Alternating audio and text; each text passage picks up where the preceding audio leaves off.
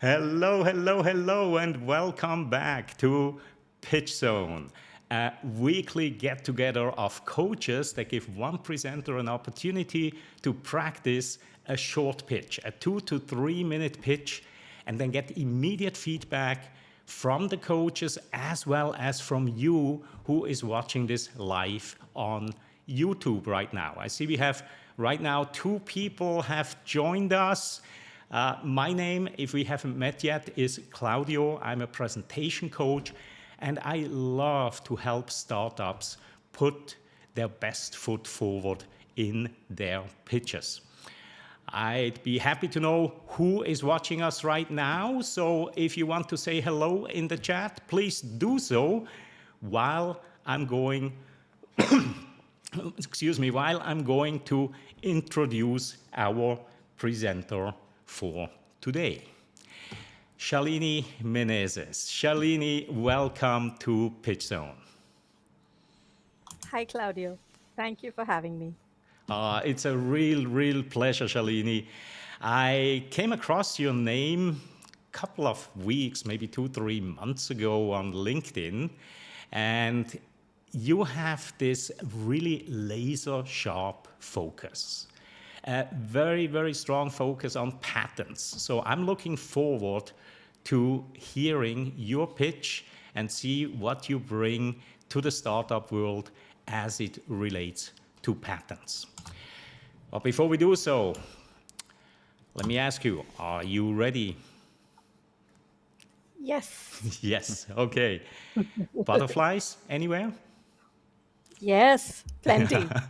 Okay. So while I'm going to bring in the other coaches, breathe deeply. Breathe deeply. You have another 5 minutes or so until it really gets serious. So just breathe, and here we go with our coaches. The first one, Nathan Gold.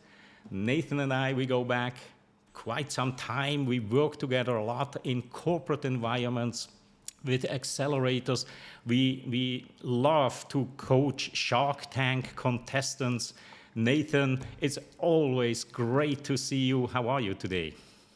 Doing fantastic. All good here in California. Looking forward to hearing Shalini's talk.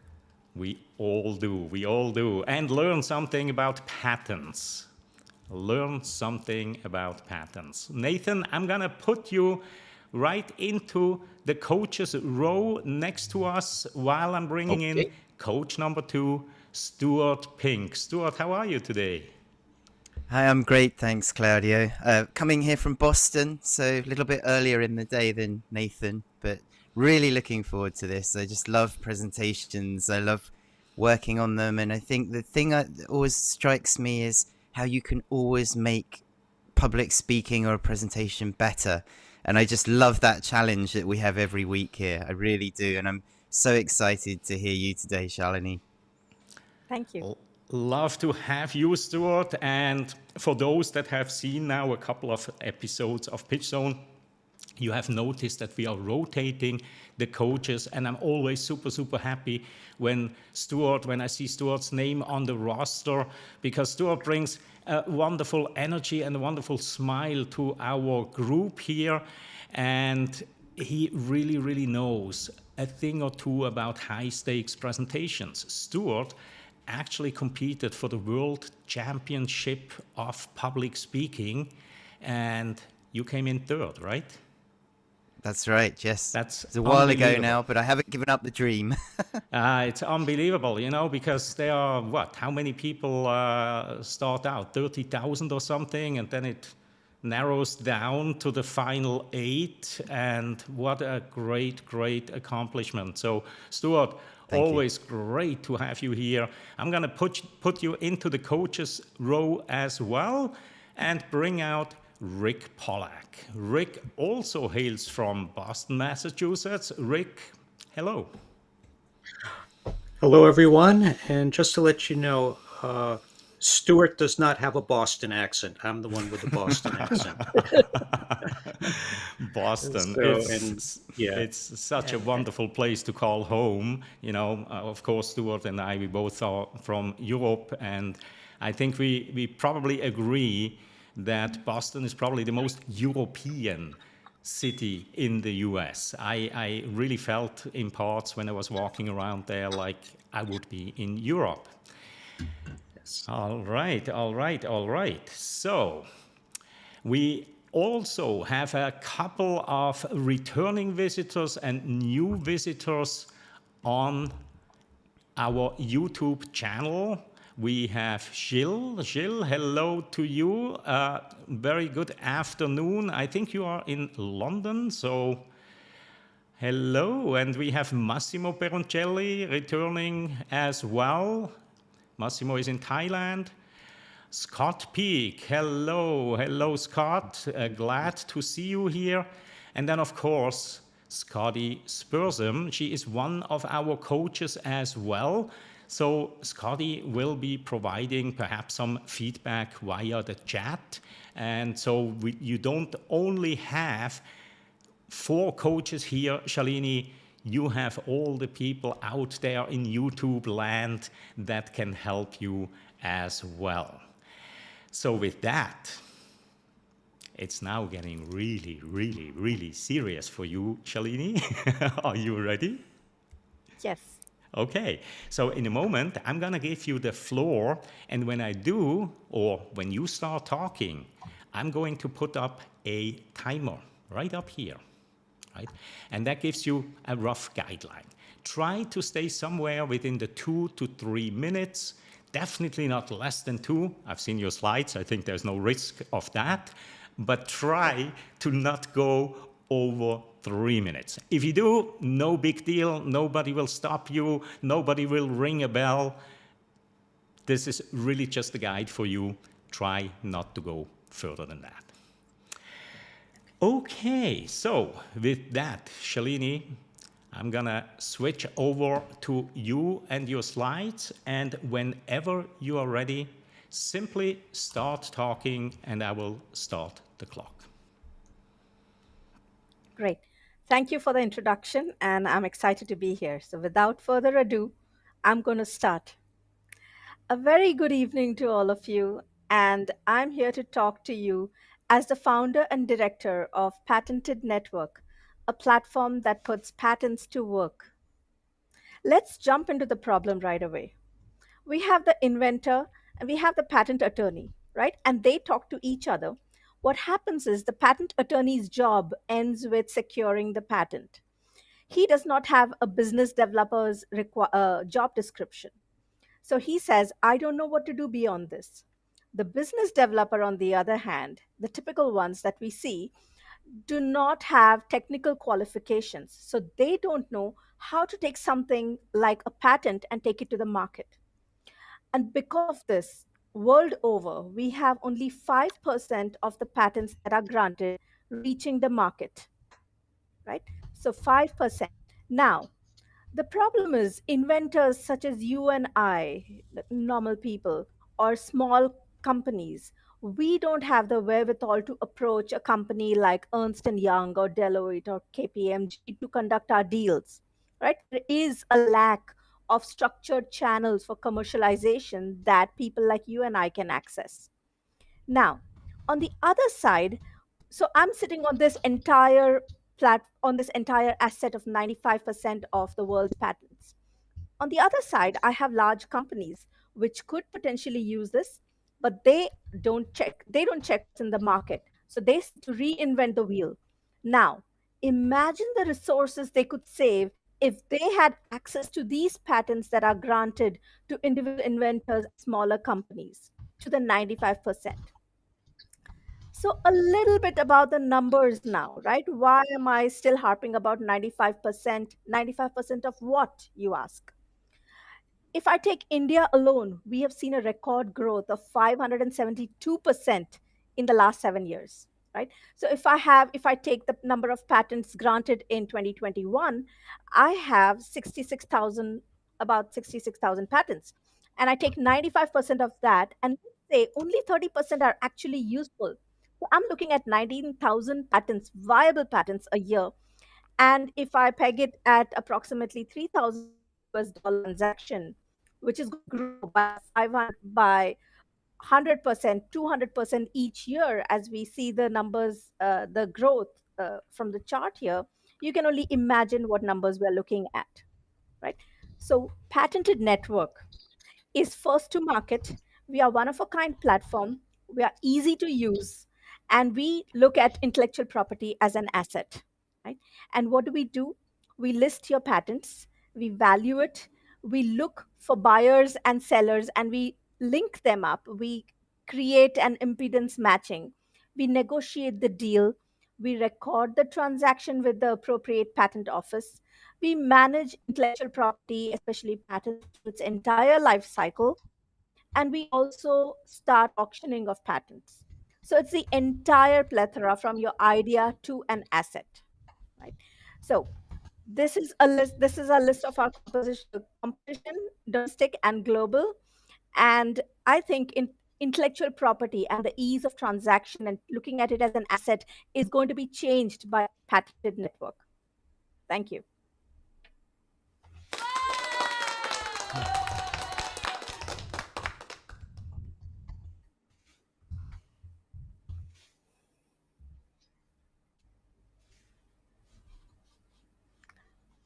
I don't hear you.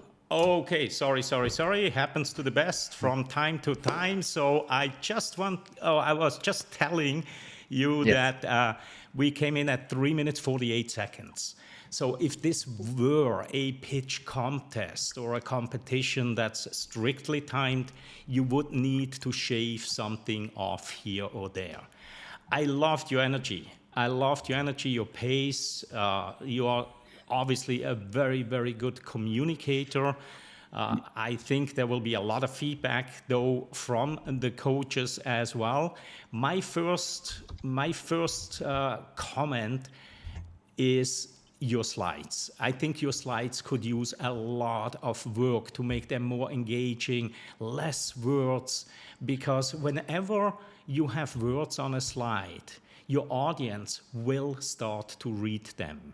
And while they're reading those words, they're not fully listening to you anymore. So I would definitely suggest, working on the slides a little bit to make those support your talking points without being the talking points. All right, so let's very briefly look at the comments. Gilles mentioned that it's a punchy presentation style, some clear enthusiasm. And that is the key. That is really the key. I think we all here agree, all of the coaches, that the words that you say, they are important, but your energy, your enthusiasm, and your passion that you bring to the screen, that's truly, truly what sets you apart from others. So let's start our round of feedback. Stuart, may I switch to you and just get your first couple of thoughts that are on your mind?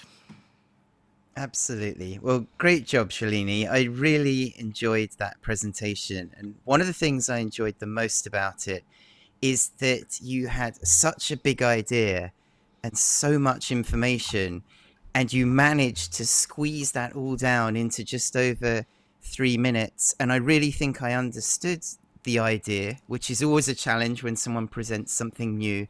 And I love the idea. So this has got me really excited, which is exactly what you want from your audience in a presentation. So absolutely fantastic job. Really, really impressed. So now comes the question of, well, what can we do to improve it? And I think there are some things that you can do to improve. You started off in a very casual, nice way, just talking to us, good evening. But when time is of the essence, that's not the way to catch our attention. And I'm sure normally you're going to get an opportunity to say good evening to people before you start speaking, but you really want the beginning of your presentation to catch our attention. Claudia already mentioned the slides, there's a lot of information on them. And one thing to be aware of with slides is that you are competing against them to some extent. You need to decide, when presenting, is the audience meant to be looking and listening at you or the slides? Because it's not really easy to do both. And so normally we tend to say to presenters, put less information there. And I think that's certainly something that you could do in this case, because you had a lot of facts and statistics. And in a way, it was too much to remember. But some of the headlines blew me away. I mean, the idea that only 5% of patents reach market, that's huge. So start with that. Or you use the flip side of that. You've got 95% of patents out there available to be used.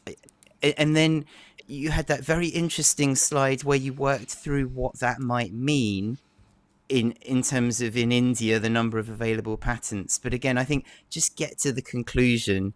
You don't need to show us all your working in such a short presentation, really. So those were my first thoughts. I've got some other thoughts as well, but I'm sure there are other people that want to jump in at this point. Yeah, and I can jump in next. Claudio, did you have something you wanted to say first, or? No, please go ahead. No, okay. All right. Well, Shalini, I loved your enthusiasm and your energy. I thought that worked out well. And then after the introduction, which you really didn't need, you went right into the problem. Claudio had mentioned your slides were busy, and I agree. I think that slide where it says only 5% reach market, you could start off with a slide that just had 5%, because that's going to get people curious. 5%, what? And I think you can, because I'm assuming the audience here are the people who are, not the investors to give you funding for this, but people who would actually be using it. Am I correct? Yes. Yeah. Yeah. So I think you came right in with that 5%. You mentioned the problem, the lack of the structured channel. So you made that very clear. And then you came up with something I really liked. You said people like you and I. And I think I always love in the presentation using you. Too many founders and presenters keep on saying I. And I'll look at their presentation. I said, your presentation needs an eye exam, being not IEYE, but I. You say I too much. The presentation is not about you, it's about the audience. So if you say you've got to make sure you're talking to the people who are inventing, the people who are going to be taking these patents. And you did a good job identifying the problem. And another word I love to use is imagine. So you said, people like you and I, and then the large companies, imagine the resources they could save. So it's a good sequence where you've drawn them in, maybe made them curious with the 5%, then say, people like you and I have this issue. We're small. We don't have the structure. Imagine the resource you would save. When you get into that next slide, the market validation, I think you could leave that out. That's a busy slide. You took a lot of time on it. I would just take that out and get right into the close. And I would rather see you wrap it up with what's your goal? If people use patented network, what's going to happen to that 5%? Is it going to be 10%? Is it going to be 15%? But you kind of opened with that, and I think you want to tie back to that. You can say we can increase that to 10% as we get more users. We can increase that to 15%. So I think that will show about the resources and the effectiveness of that.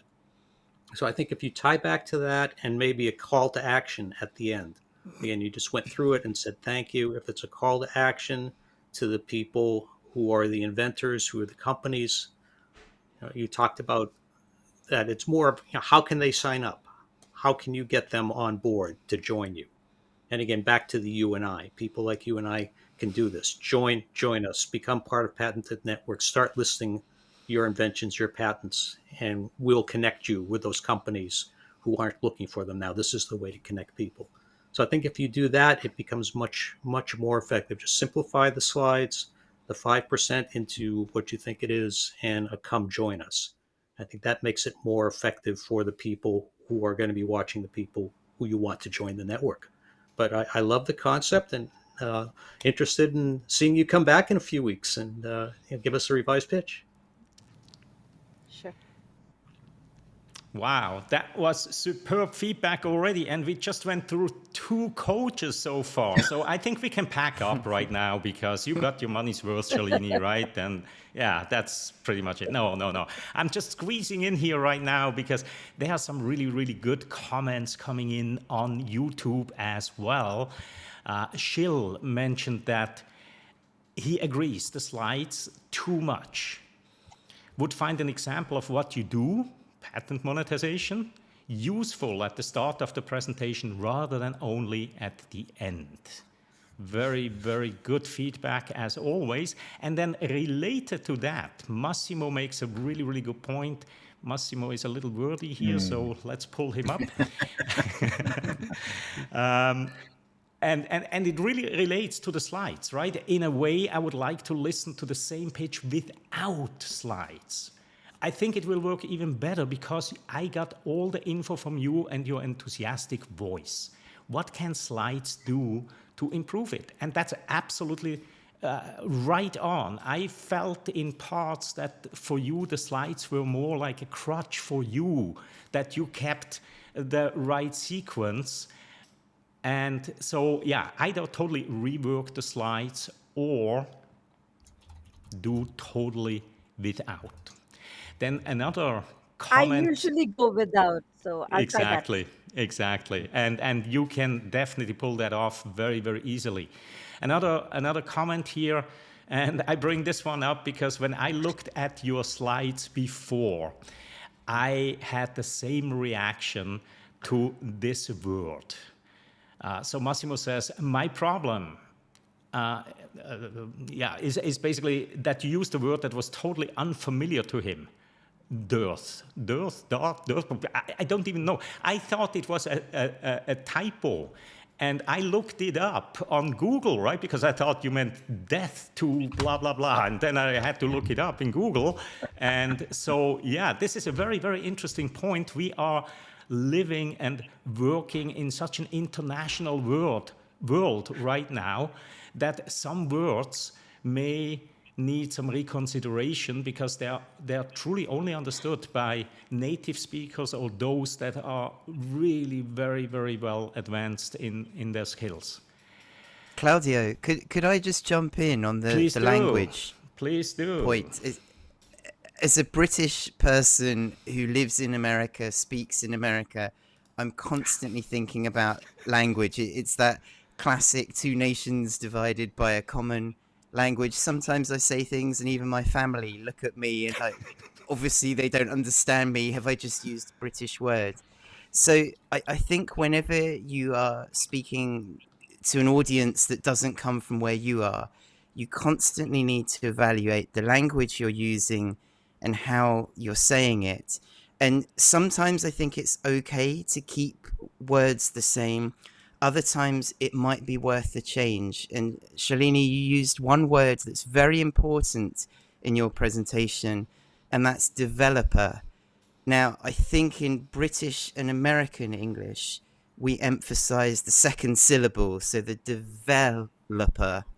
But I think the Indian English emphasizes the first syllable, developer. And so that just means that a British and American audience, they're going to understand it, but you lose them for a split second while they translate it. And so that one word, I think, would be worth practicing, emphasizing, pronouncing it in a British or American way if you're speaking to a British or American audience. Of course, if you're speaking to an Indian audience, maybe you want to keep it exactly the same. But I find language fascinating, and it's just one of those things that we have to think about all the time. Absolutely. I spent 10 years in the US, so I have to keep going back and forth between the accents. And I do speak a lot to Yes. international audience these days with this idea. And so I have to work on the language. You're right. Wow.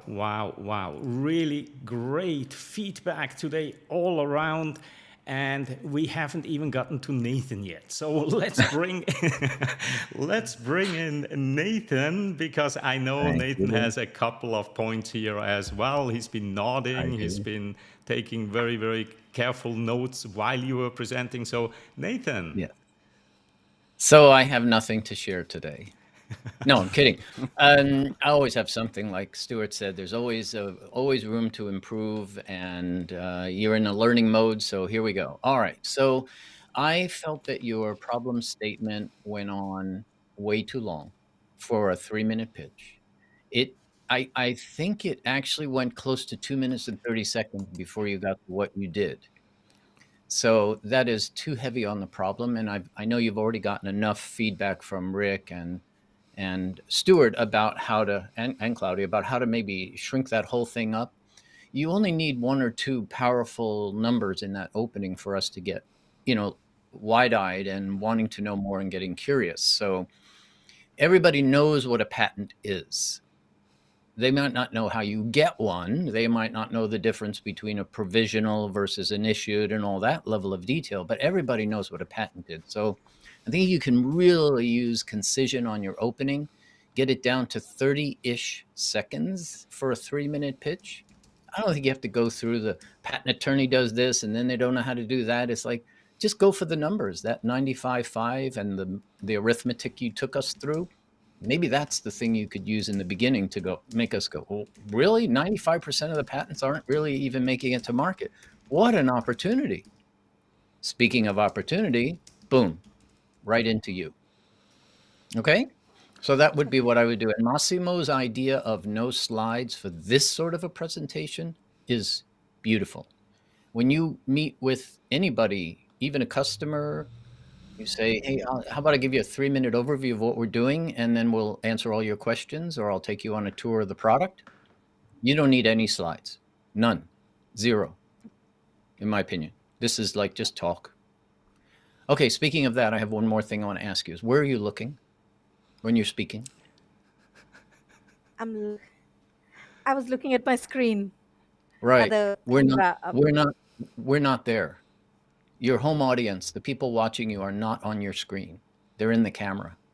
So if you want to make a better impact with your virtual audiences, you must look into the camera when you're speaking. If you have to pick up a note over here, fine. Go get the note and then come back over here. Your peripheral vision will tell you what slide is up. You never need to look away from that camera, because the eye contact you make with your home audience or your audience out there in the virtual world is something you cannot do in a live room. In a live room, you can only honestly make eye contact with one person at a time. All right? In the virtual world, everyone at the same time. They're looking at their screens because that's what we're trained to do when we watch TV and when we're looking at people in a meeting. But you need to look into that lens, like I'm looking into it right now. I'm not looking at you over here. I can see you over there. Now you're not looking at me, which is fine, but I'm looking at you. I'm taking notes. I'm taking notes. And you're allowed to do that. When you're not speaking, look any which way you want. Although in a panel like the three of us are sitting with, and Claudia over there, generally looking ahead is what they do on TV. When you're on a panel, people are coached to look straight into the camera so that the home audience thinks you're looking at them. And that would be the biggest change to make here today in terms of your performance. I think everybody else has covered the enthusiasm, the voice, the look, the gestures, the face. Everything was ideal. Where you're looking will even change the impact of the words and you coming across to us over the camera. Okay? Okay. Thank you. Thank you All right. so much, Nathan. As always, great, stellar feedback. And I want to share a couple more thoughts that came in through YouTube comments, especially Scotty's. Scotty is a language coach. She is an expert in accents and accent reduction. I'm always so happy when I speak with Scotty, because as someone with an accent, I always get a lot of value. And here is what Scotty had to say in the comment. Shalini, watch your speed of speech and use more pauses, especially when talking about what Patented Network does. That's the first one. She also mentioned that she would say he or she when referring to the example of the patent attorney, not just he. Absolutely. And then, of course, Cardi, as the language expert, she loved the word dearth. How do you say it? Dearth? Can somebody Dearth. help me here? Dearth. Yep. Dearth. Okay, cool. See, we're all here learning, all learning. And yeah, then another comment here from Scotty. Right on, Stuart. I was going to bring up the developer plus the word record, which has the stress on the first syllable as a noun and on the second syllable as a verb. Wow, we are getting a language lesson here. This is so cool. And then I did not hear clearly why you are the person to make this company succeed. And on that note, I want to extend a quick invitation to you, Shalini. I think you have received a lot of feedback right now that we all would probably love to have you come back and have a look at a improved version of the pitch that you just gave today, incorporating all of the suggestions that you've heard today. If so, take me up on it, and I will make sure that in the next session, Scotty is one of the coaches, because I think she can really, really help you on the language side. And you know, your language is really, really good. I mean, there's no question about it, but there's always room for improvement, and if not, we make it. So, yeah. And finally here, a comment from Scott Peak. You have great knowledge of the topic. In addition to what the coaches are saying, state your ask early on. What are you asking of your audience? Join our program to gain more usable patents. And I totally forgot to ask you actually what the target audience for this particular pitch was, right? So yeah, great feedback. But I do very quickly want to come back to this one, because Cardi, whenever she's around with us as a coach, she really hones in on the why. And since Cardi isn't here and can't ask you this question right now, I'm going to do it for her, right? Shalini, why are you the person to make this company succeed? I have extensive background in technology. I used to be a physics professor before I moved into intellectual property law, which I've been practicing for over a decade. So with technology law and with my knowledge in finance, in valuation of patents, which is what my PhD is on, I think I bring all the necessary qualifications required. I'm sorry. Nathan, please I'm take sorry. this one, because we both were laughing, and I know why Nathan is laughing. Nathan, please. It's just what you just said there was so powerful in terms of building your credibility for any audience that if you ever leave it out again, I will not attend your talks. A mention like that. I mean, oh, by the way, I have a PhD too. It's not a bragging moment. It's a way to establish intense credibility with your audience without pounding your chest. And so please make sure that's part of the talk somewhere in there, maybe early on even. After a decade of being in technology law and blah, blah, blah, blah, blah, I mean, I know a few things or whatever your opening is, but establishing that credibility should be very easy for you. And you should never leave it out again. Okay. Yeah, and one thing to add, because Nathan will always talk about the humble brag. There's a book, Humble Brag, that Nathan can recommend for you. But yeah, if you can throw that in at the beginning, don't spend too much time at the beginning talking about PhD, because there are a lot of PhDs and a lot of patent attorneys out there.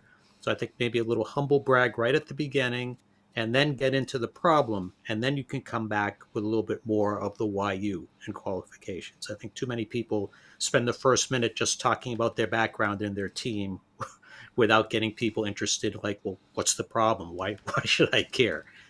But I think a little humble brag at the very beginning, then go into, the problem quickly is, and I agree very much with Nathan, of like, 30 seconds, 45 seconds, get the ask, and then get into that why you. But yeah, definitely put it in.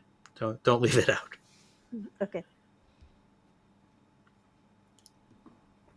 I, Shalini, I agree with that.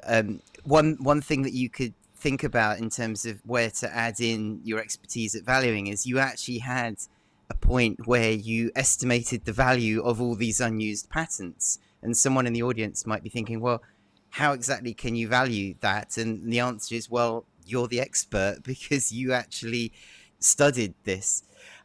Just to build on something that Nathan said earlier, I think we all agree that the problem in your speech was a bit too long. And I suppose just one other general thought is I wanted to know more about how this all works. And there are two ways I thought that you might be able to use to help explain the how. One would be an example. If you've got an example of a patent that was being unused or that was not being used, and someone sold it and then it made money, and any kind of example might be helpful for us. The other thing that you might think about is some sort of analogy in terms of the way this works, what it's like, because as you were speaking I thought, oh, that reminds me a bit of website names, where there are a Correct. group of people that have websites and people that want website name domain names, and you connect the two and find what you want. I don't know if that's the best analogy, but something That's like spot that might on. work. Spot on. Yes. Well, anyway, So fantastic job today. I thank can't you. wait to see you again. This is so awesome. We have this back channel chat here, and we were just talking about how this went so well. And I hope that you got a lot of input today, Shalini, that will help you to just take this to yet another level. I love it. Oh, and not just one page, 2 pages. And I absolutely love it. And this is the general feedback that we have received so far after 4 of these episodes here. The feedback was actually overwhelmingly positive. People find that we are offering a lot of value here. So if you haven't subscribed to the channel yet, please do so.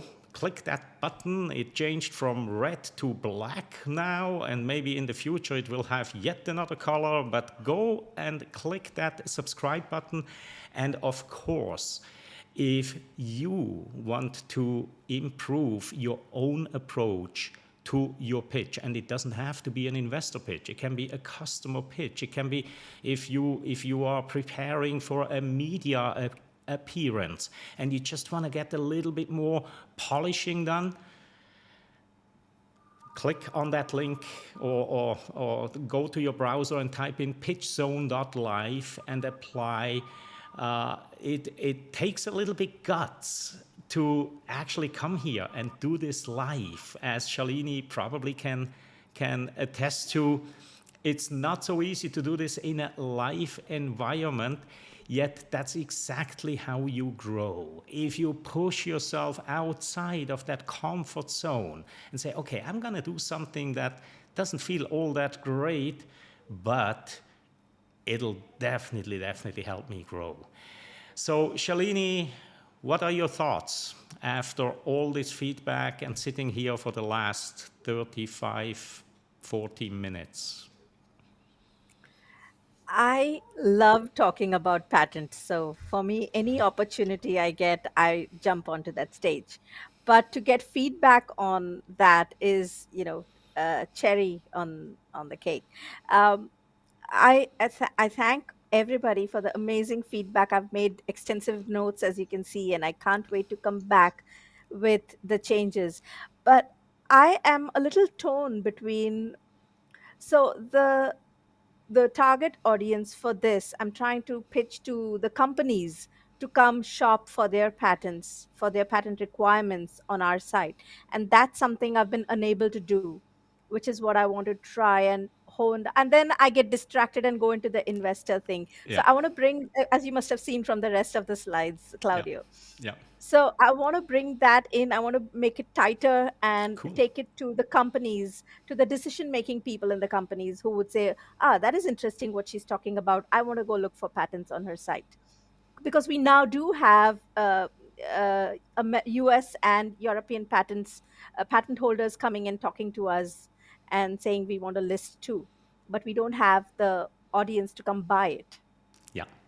Okay, very good, very good. Well, I'm looking forward to your next appearance here, and I already know it's going to be good. It's going to be good.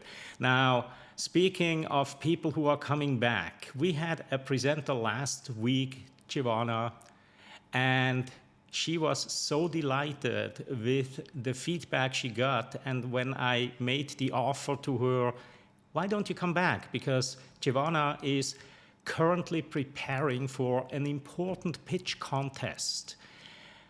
She immediately jumped on it. It wasn't 2 minutes and I saw the calendar invite already come in. So our next presenter, of course, next week will be Giovanna. Giovanna, you're looking great today. How are ya? Thank you. I'm doing great. How are you guys? Really, really good. It's so good to see you back already, and I look forward to next week's pitch that you're gonna show us.